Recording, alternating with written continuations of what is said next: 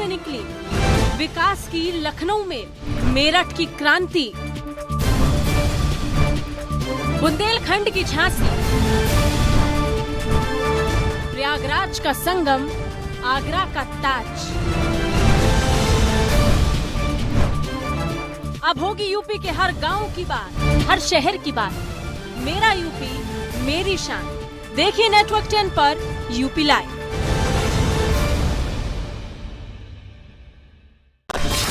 शोर नहीं, बहस नहीं। पंजाब में सब कुछ ठीक है, उसे लेकर आप क्या कहेंगे? नवजोत सिंह सिद्धू वो मुद्दे उठा रहे हैं कि पंजाब में जो माफिया राज चल रहा है। मैं जवाब दे दूं इनकी बात का। बिना तथ्यों के बकवास नहीं। तेवर हमारे कम नहीं, अंदाज नया, सोच नई।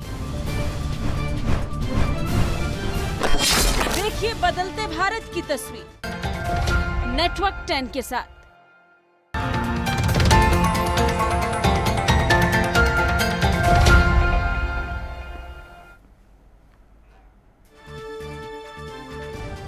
पलवल के हुड्डा चौक पर स्थित एक्सिस बैंक में बंदूक की नोक पर 50 लाख रुपए से ज्यादा की लूट। बाइक पर सवार होकर आए थे लुटेरे। पुलिस कर रही मामले की जांच। फतेहाबाद में प्रॉपर्टी डीलर और नगर परिषद कर्मियों का विवाद गरमाया। हड़ताल पर गए सफाई कर्मचारी आरोपियों की गिरफ्तारी नहीं होने तक काम रखेंगे ठप।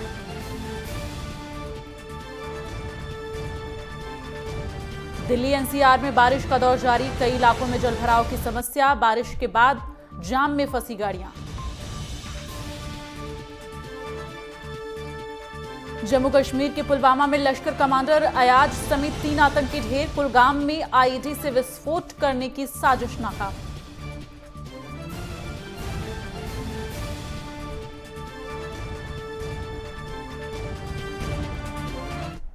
वंदे मातरम। नेटवर्क 10 में आप सभी का बहुत बहुत स्वागत है। आपके साथ मैं दीप्ति द्विवेदी। बुलेटिन की शुरुआत करेंगे बड़ी खबर के साथ। पलवल से बड़ी खबर है, जहां पर हुड्डा चौक स्थित एक्सिस बैंक में दिन दहाड़े लूट की वारदात को अंजाम दिया गया है। बंदूक की नोक पर 50 लाख रुपए की लूट की गई है। 50 लाख से ज्यादा की लूट है। बाइक पर सवार होकर लुटेरे आए थे।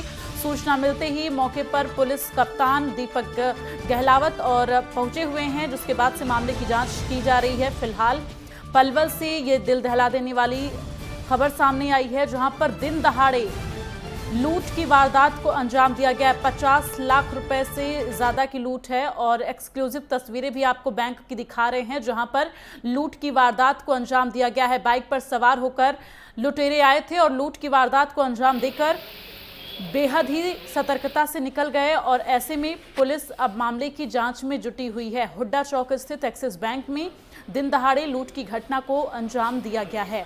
तो ये एक्सिस बैंक की वो तस्वीरें हैं लूट के बाद की, जब पुलिस प्रशासन मौके पर पहुंचा हुआ है और इसके साथ ही मामले की जांच पड़ताल की जा रही है।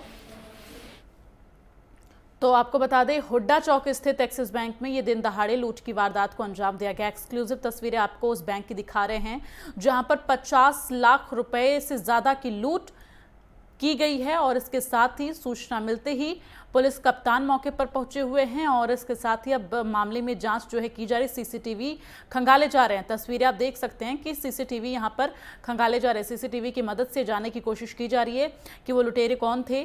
फिलहाल इस पूरे मामले की जांच शुरू कर दी गई है। तो पलवल से ये एक्सक्लूसिव तस्वीर आपको दिखा रहे हैं, जहां पर हुड्डा चौक स्थित एक्सिस बैंक में लूट की वारदात को अंजाम दिया गया। दिन दहाड़े लूट की वारदात को अंजाम दिया गया है। ऐसे में पुलिस की कार्यशैली पर भी सवाल उठ रहे हैं, क्योंकि लुटेरों में बिल्कुल भी पुलिस का खौफ नजर नहीं आ रहा है। दोपहर के वक्त में इस तरह से लूट की घटना को अंजाम देना और फिर निकल जाना, ये अपने आप में कई सवाल खड़ा कर रहा है। तो ज्यादा जानकारी के लिए सीधे रुख कर लेंगे। राजकुमार भाटिया संवाददाता हमारे साथ जुड़े हुए हैं।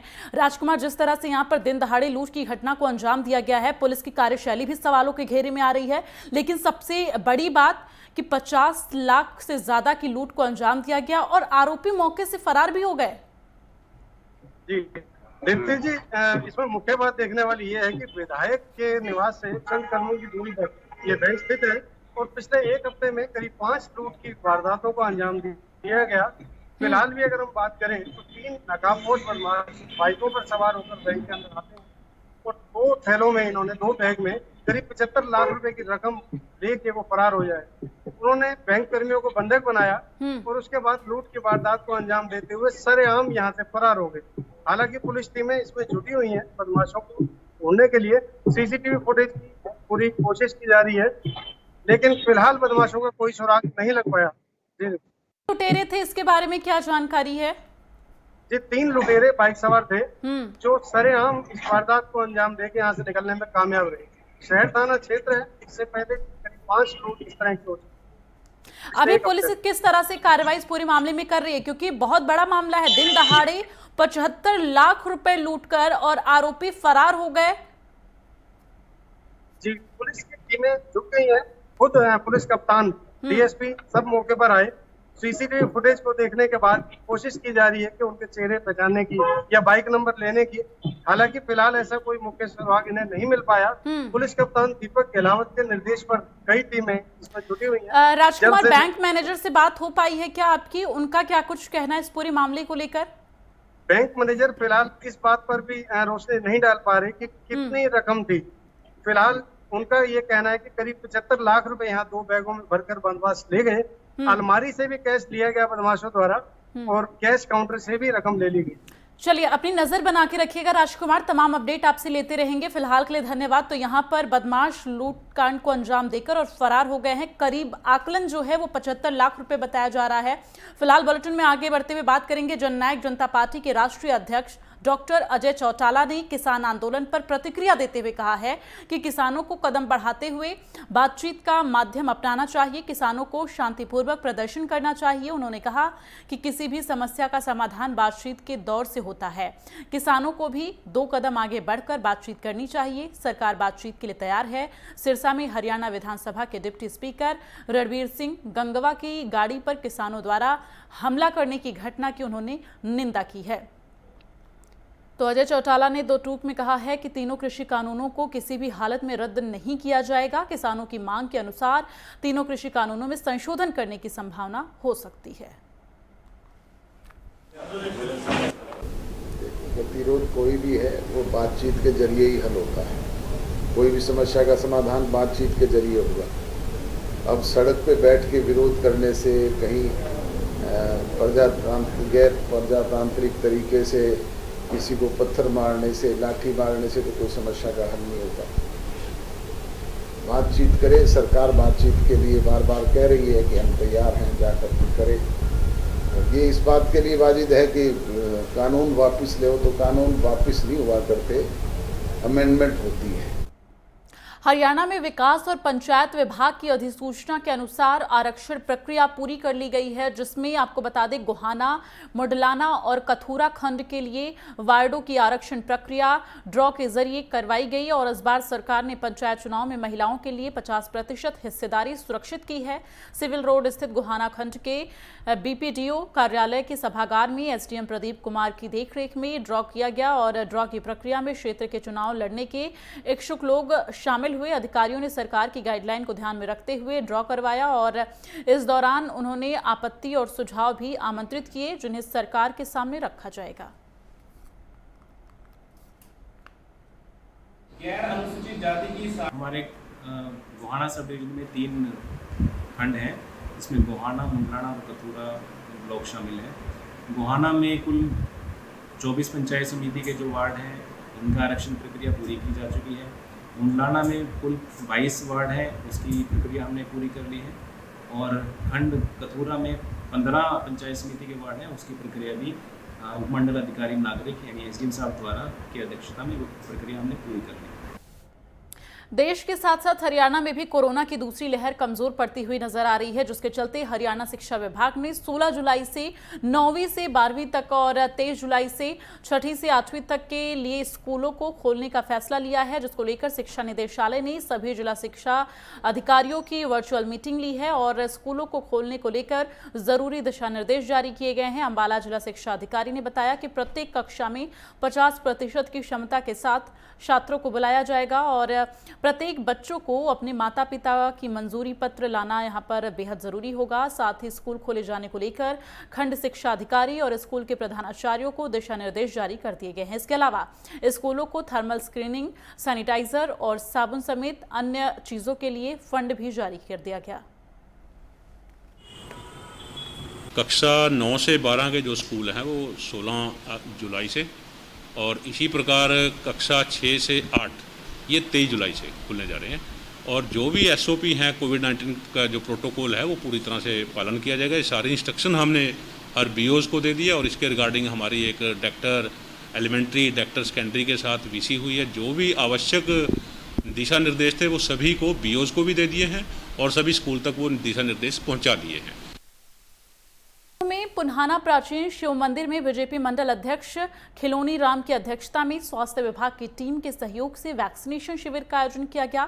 टीकाकरण कैंप की शुरुआत पुन्हाना के SMO डॉक्टर मनप्रीत तेवतिया ने की है। और आपको बता दें कि इससे पहले भी शहर में 7 शिविर लगाए जा चुके हैं। ये 8वां शिविर था, और आगे भी इस तरह के कैंप आयोजित किए जाते रहेंगे जिससे कोरोना पर जीत हासिल की जा सके। शिविर में करीब 120 से अधिक लोगों को कोरोना का टीका लगाया गया।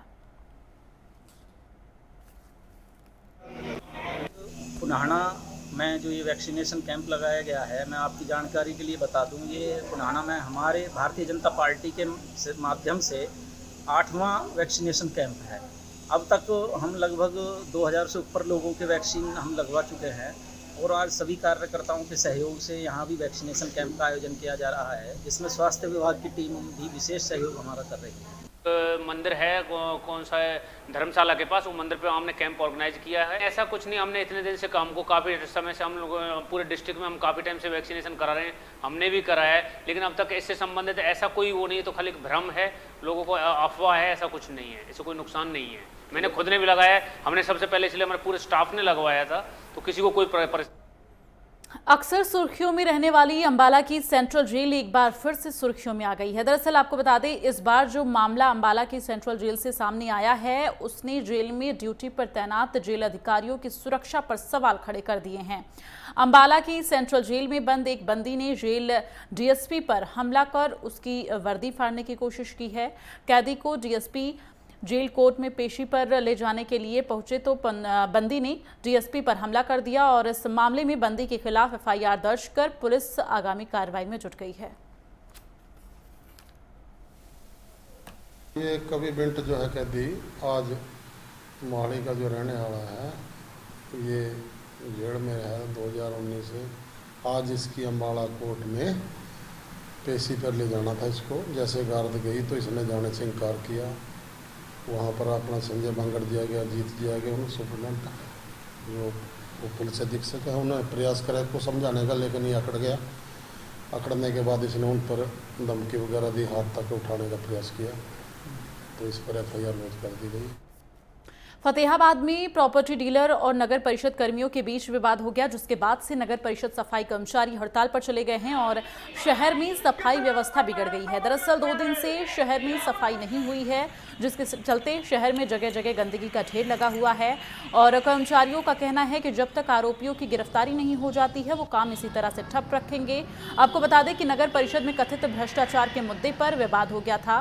दरअसल बीते दिन शहर के सैकड़ों लोग नगर परिषद में व्याप्त कथित भ्रष्टाचार को लेकर सड़कों पर उतरे थे। लघु सचिवालय में प्रदर्शन कर SP और DC को ज्ञापन देकर DMC के खिलाफ भ्रष्टाचार को बढ़ावा देने जैसे गंभीर आरोप भी लगाए थे। विवाद के बाद से ही कर्मचारी आरोपियों की गिरफ्तारी की मांग कर रहे हैं। कारण था 2:30 बजे सोमवार का दिन था। प्रॉपर्टी डीलर थे सुभाष पटैया, विजेंद्र काका, किशन ने, वो अपनी कोई ID की फाइल लेकर आए थे, जिसके कारण उनमें आपस में झगड़ा होगा। उन्होंने ड्यूटी के दौरान कर्मचारी को, अधिकारी को गाड़ी को लॉन्च किया और थप्पड़ मुक्की मारी, जिसके कारण कर्मचारी को भारी रोष है, इसलिए सभी कर्मचारी हड़ताल पर बैठे हैं। गुरुग्राम में DTP विभाग के बाद अब नगर निगम भी एक्शन मोड में नजर आ गया है, और इसी के चलते सोहाना के डिफेंस कॉलोनी में अवैध कॉलोनियों पर कार्रवाई की गई है और करीब 12 एकड़ में बने मकानों को ध्वस्त कर दिया गया है। साथ ही बिल्डरों को FIR दर्ज किए जाने की चेतावनी भी दी गई है, और इसी के साथ अब नगर निगम से मकान बनाने की अनुमति भी लेनी होगी।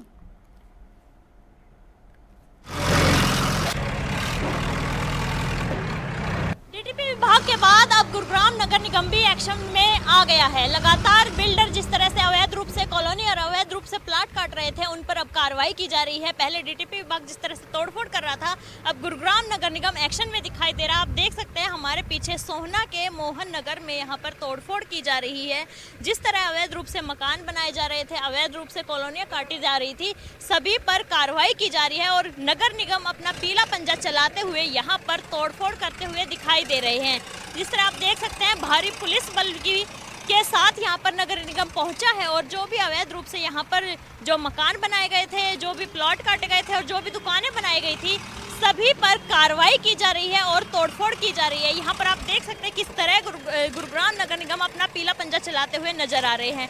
फिलहाल यहाँ पर जो अधिकारी मौजूद हैं, नगर निगम अधिकारी से भी हम बात करेंगे। इनसे हम जानेंगे कि जिस तरह से अभी तोड़फोड़ की जा रही है, तो बिल्डरों पर क्या कुछ कार्रवाई की जाएगी? अभी तक बिल्डरों का नाम सामने नहीं आया है। जैसे ही बिल्डर का नाम सामने आएगा, उसके खिलाफ भी जो उचित से उचित दंडात्मक कार्रवाई होगी वो होगी। खरीदना ही नहीं चाहिए। ये बिल्डर जो है ना, प्रलोभन दे देते हैं कि भाई अब ये कोई नहीं होता, यहाँ पे कोई कुछ नहीं आता, तो ये सब चीज़ें इनके बहकावे में नहीं आना चाहिए। बस जो गरीब लोग हैं, जो अपने खून पसीने की कमाई से जो प्लॉट खरीदते हैं, उनको बचना चाहिए। इस तरह जो फ्रॉड तरीके से जो बिल्डर प्लॉट काट देते हैं, उनमें जो है ज़मीन नहीं खरीदनी चाहिए। ये थी सोनी तेहलान की रिपोर्ट। कैमरामैन प्रवीण कुमार के साथ गुरुग्राम। यहाँ वक्त एक छोटे से ब्रेक का है, जल्द लौटेंगे। आप देखते रहिए नेटवर्क 10।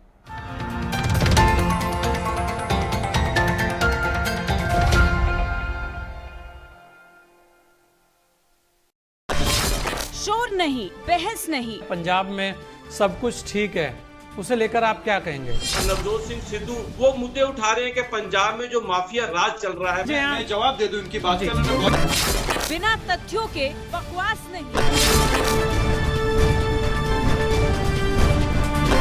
तेवर हमारे कम नहीं, अंदाज नया, सोच नई। देखिए बदलते भारत की तस्वीर नेटवर्क 10 के साथ। देश दुनिया का हर नगर महानगर, शाम तक की 5 बड़ी खबर। आ गया है खबरों का नया मंच। देखिए 5 का पंच। राजनीति की बिसात पर शहमात का खेल कहां से निकली। विकास की लखनऊ में मेरठ की क्रांति, बुंदेलखंड की झांसी, प्रयागराज का संगम, आगरा का ताज। अब होगी यूपी के हर गांव की बात, हर शहर की बात। मेरा यूपी, मेरी शान। देखिए नेटवर्क 10 पर यूपी लाइव।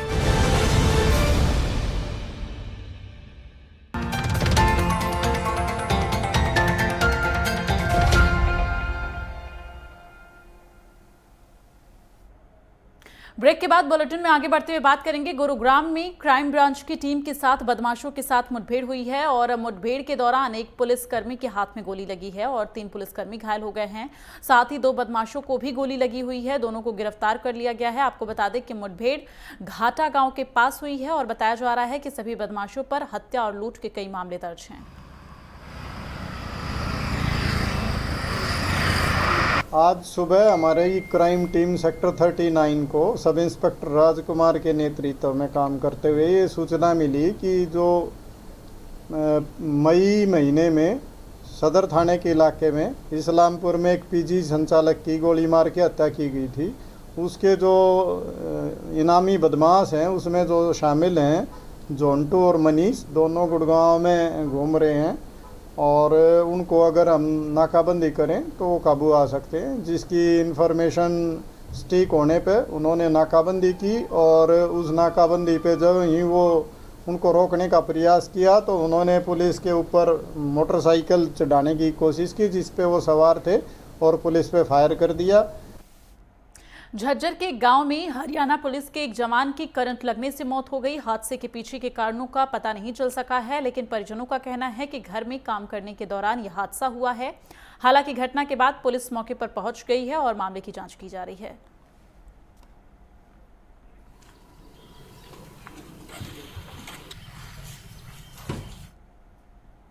वहीं गोहाना के मुडलाना गांव में खेत में एक बुजुर्ग का शव मिला, जिससे गांव में सनसनी फैल गई। घटना की सूचना मिलते ही मुडलाना चौकी पुलिस मौके पर पहुंची और मामले की जांच शुरू कर दी गई है। हालांकि मृतक के शरीर पर किसी भी तरह के चोट के निशान नहीं हैं। वहीं परिवार वालों ने भी किसी पर शक नहीं जताया है। कल रात 11 साढ़े 11 बजे के करीब इतला मेरी देखी रामपुर इसके ऊपर 75 साल है, उसकी डेड बॉडी है, जिसके परिवार वालों को बुलाने में बतला गया। पोस्टमार्टम की कार्रवाई जारी है। जैसे परिवार वालों ने भी यही कहा कि भाई जो पोस्टमार्टम रिपोर्ट में आएगा ना, उस हिसाब से कार्रवाई करेंगे। झज्जर के गांव दुर्जाना के पास हुए एक सड़क हादसे में बाइक सवार की मौत हो गई। पुलिस के मुताबिक मृतक अपनी बाइक पर सवार होकर रोहतक की तरफ झज्जर जा रहा था और जहां वो ट्रैक्टर ट्रॉली से टकराया और दरअसल ज़्यादा अंधेरा होने की वजह से ट्रॉली पर रिफ्लेक्टर नहीं होने की वजह से यह हादसा हुआ। घटना की सूचना मिलते ही पुलिस मौके पर पहुंची और मामले की जाँच में जुट गई। फिलहाल मामले में पुलिस ने आरोपी ट्रैक्टर चालक के खिलाफ मामला दर्ज कर लिया है।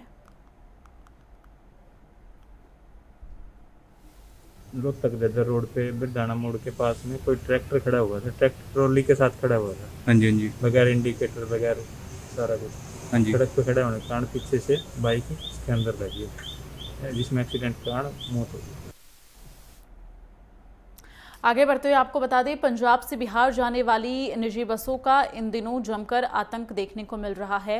तो हरियाणा से पंजाब जाने वाली बसों में आतंक देखने को मिल रहा है। ऐसी ही एक घटना देर रात यमुनानगर के बस स्टैंड पर देखने को मिली है, जहां एक लड़की और उसके परिवार को रात को ही बस से नीचे उतार दिया गया, जिसके बाद लड़की ने 112 नंबर पर फ़ोन किया और आपको बता दें पुलिस मौके पर पहुंची। सूचना मिलते ही पुलिस को देख लड़की ने हंगामा काट दिया और इस दौरान एक एजेंट भी मौके से पहुंच गया और लेकिन जब लड़की ने उसे पकड़ने की कोशिश की तो वो मौके से फरार हो गया। आपको बता दें कि यमुनानगर के शादीपुर रोड पर इन दिनों निजी बस चालकों ने अपना ही एक बस स्टैंड बना रखा है और आरटीओ से मिली भगत कर यहाँ पर धड़ल्ले से ये काम चल रहा है। इनको उतार के यहाँ पे बस वाले उतार के गए, उन्होंने बोला मतलब नैका चौक से बोला कि मैं भटिंडे तक का, मुझसे 9,000 रुपये लिया और उसके बाद बोला कि मैं भटिंडा बस स्टैंड पे उतार दूंगा और मुझे बीच रास्ते में ही उतार के चला गया। वो हम बिहार से आए थे महमादा से, 9,000 रुपये। वो तो नहीं पता, जो मेरे साथ है उनका, मेरे एक दादाजी है, भाभी हैं और मेरे भाभी के बच्चे हैं और मेरे भैया और मेरा छोटा वाला भाई है।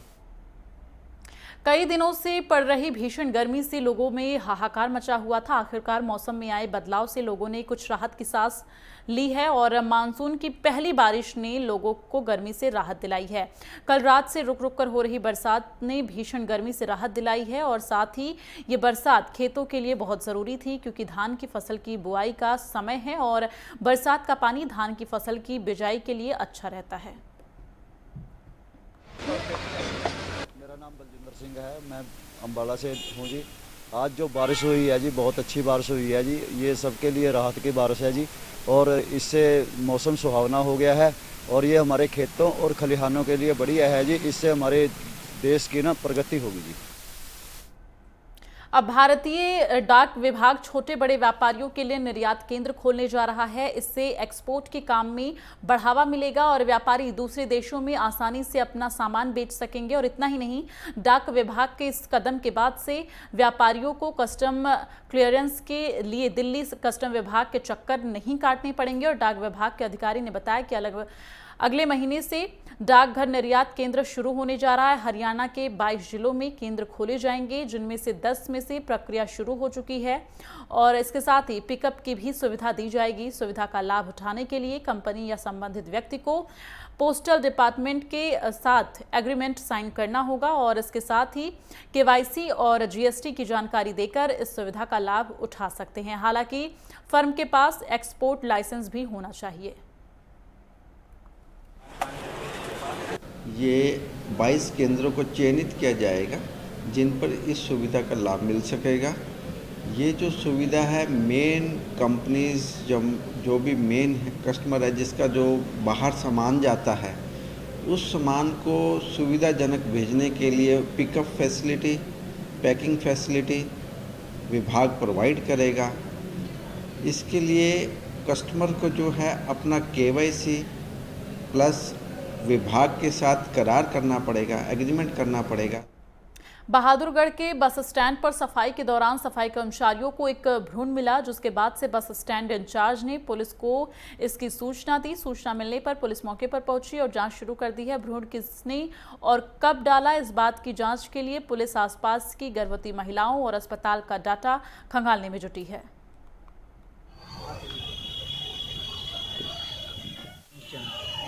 मैं सुबह ड्यूटी पर आया, आगे वहाँ का काम होने के बाद मैं सुपर यहाँ लेके आया और सुपर वो मैंने कहा कि पहले यहाँ से पन्नी उठा लो, बरसात आने वाली है ताकि सारा पानी रुक जाएगा।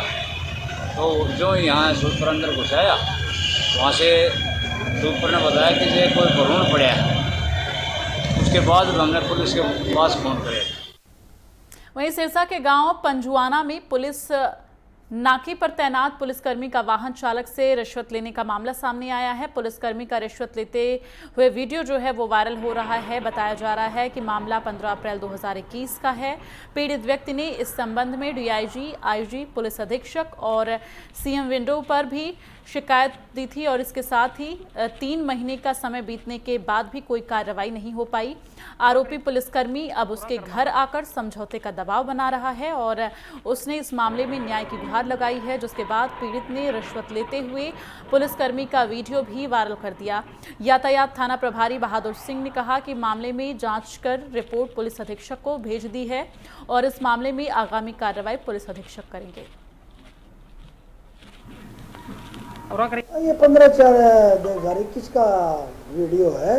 ये 2-3 महीने ने जारी कर ली। उसकी सीएम विंडो से एप्लीकेशन भी आई थी, एसपी साहब ने मार्क भी की थी। मार्क करके उसकी जांच करके ही एसपी साहब की पुटक भी कर दी है। वो तो जैसे भी उन्होंने जैसी रिपोर्ट के आधार पे उनकी आगामी कार्रवाई के लिए भेजी गई है, तो एसपी साहब ने कार्रवाई करनी, क्योंकि 4 महीने पुराना मामला है। क्या कुछ जांच में ऐसा जांच में जो रिपोर्ट में पाया गया वो सारा अलग कर दिया। झज्जर डीघर रेलवे ट्रैक पर एक व्यक्ति ने अज्ञात ट्रेन के आगे कूदकर अपनी जान दे दी। हालांकि आत्महत्या के कारणों का भी पता नहीं चल सका है और मृतक की पहचान कर ली गई है। हादसे की सूचना मिलते ही झज्जर रेलवे विभाग जीआरपी बहादुरगढ़ को दी गई, जिसके बाद से सूचना मिलते ही जीआरपी का एक कर्मचारी मौके पर पहुंचा। फिलहाल पुलिस मामले की जाँच में जुटी है। हमने 7 बजे सूचना मिली थी, रेलवे स्टेशन झज्जर ने सूचना दी थी कि एक डेड बॉडी किलोमीटर 50 का 20 पर झज्जर डीगल के बीच में पड़ी है। जो मैं मौका पर स्टाफ से पहुंचा तो रेल गाड़ी से कटी हुई है। एक आधार कार्ड मिला था, जो उसमें इसका नाम है अपने प्रताप सिंह सनोप। इस बुलेटिन में फिलहाल के लिए बस इतना ही। आगे भी खबरों का सिलसिला जारी रहेगा। आप देखते रहिए नेटवर्क 10।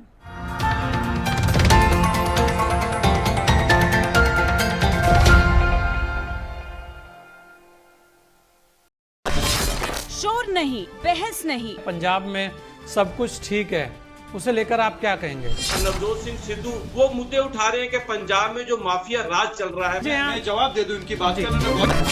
बिना तथ्यों के बकवास नहीं। तेवर हमारे कम नहीं, अंदाज नया, सोच नई। देखिए बदलते भारत की तस्वीर नेटवर्क 10 के साथ। देश दुनिया का हर नगर महानगर, शाम तक की 5 बड़ी खबर। आ गया है खबरों का नया मंच, देखिए 5 का पंच। राजनीति की बिसात पर शहमात का खेल कहां से निकली। विकास की लखनऊ में मेरठ की क्रांति।